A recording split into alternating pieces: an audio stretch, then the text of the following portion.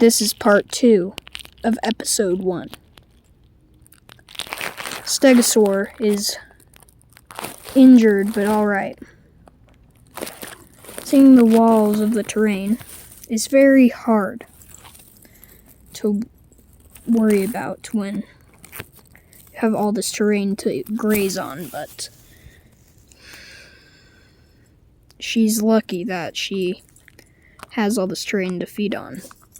But there is very many predators, which also makes it equally as hard to live. But there is an apex predator that has been sent into the island by Bison Gen 2. Yes, Bison Gen 2 is not only the second version of Bison from Jurassic World Dominion and the other movies, but it is real and is the generation 2 of this genetic field of dinosaurs. Let's move on to a much more of a predator than the Tarbosaurus. When I said apex predator, I was talking more of predators. So, there is, in fact, a female and a male. Of what, you may ask? Well, that's them now. Why don't they show you themselves?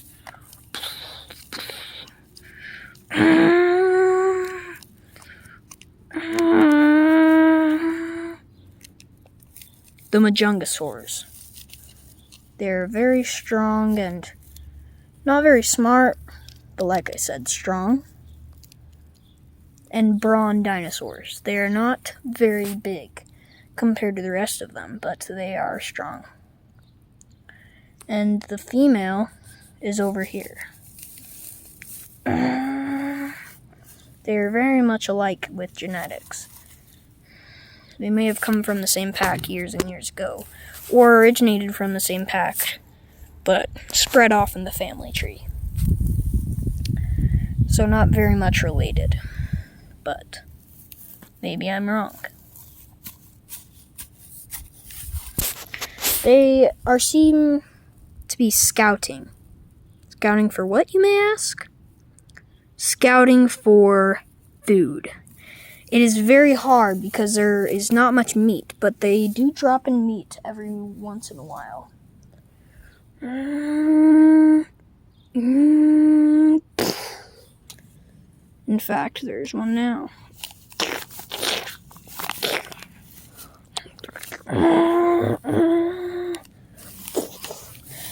Her mate has just been told that there's food. And he is very much delighted. Well, they seem to be sharing food. The stegosaur in the back is napping. They don't care much about the stegosaur because they are already being satisfied for their meals. Let's go back to the labs. Back at the labs, Genetica, very odd name, I know, is working as the only lab person here on this new thing called the gyrosphere. Now, Genetica has been working on it for a while now, and is looking to get a little test drive out of it. I mean, after all, why not? Why shouldn't she? So she gets in the gyrosphere.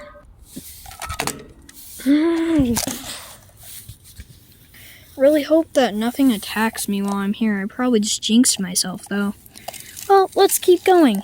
It might be very delightful in an odd way. Now, in the vast farness of the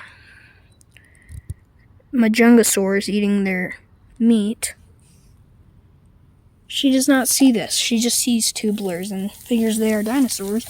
But she doesn't know they are predators, so she goes to greet them. I mean, knowing that they're most likely predators, she still tries to be cautious.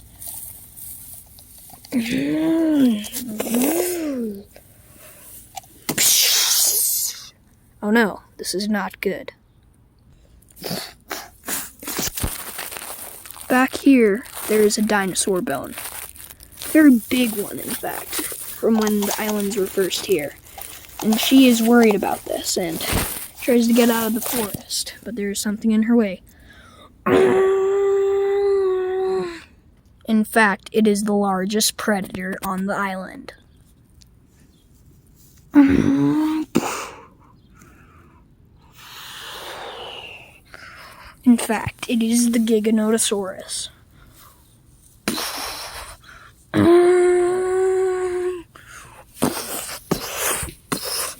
And it is about to strike and leaps.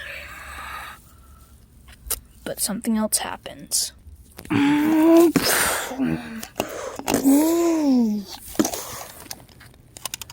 She does have a broken piece from hitting the outskirts of the forest, the walls.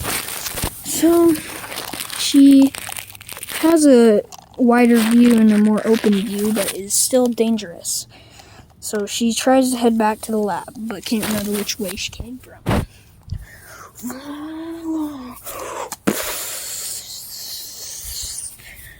Yes, that was not a good sound. She's running out of gas and is dropping gas out of her tank rapidly from the crash.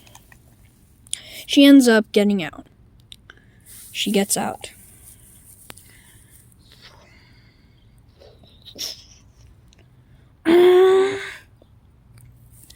The Carnotaurus. I didn't think about this. I have to go now. She's running back to the lab as she can see it in the vast distance. But she's very far away. At least a mile, perhaps.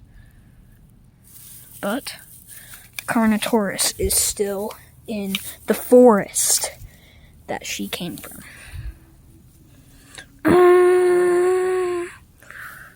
Oh no. I need to run. No, don't get me!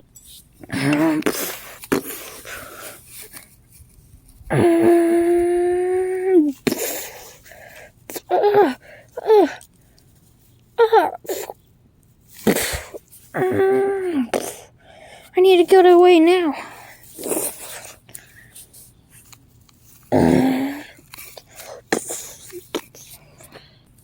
The Taurus is running out of breath as she falls. I ran over a rock. The rock pile.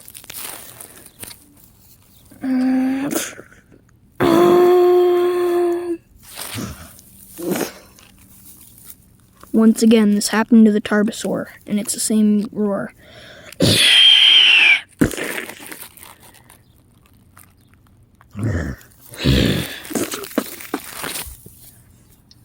As Carnotaurus escapes, she heads back to the lab. Did the rest of the lab not tell me about a new hybrid they genetically modified for me on the island? Because that did not sound like a normal cry of dinosaur. Well, better go to sleep for now. She goes to sleep for the night, and stay tuned for the rest of the series. The World of Dinosaurs.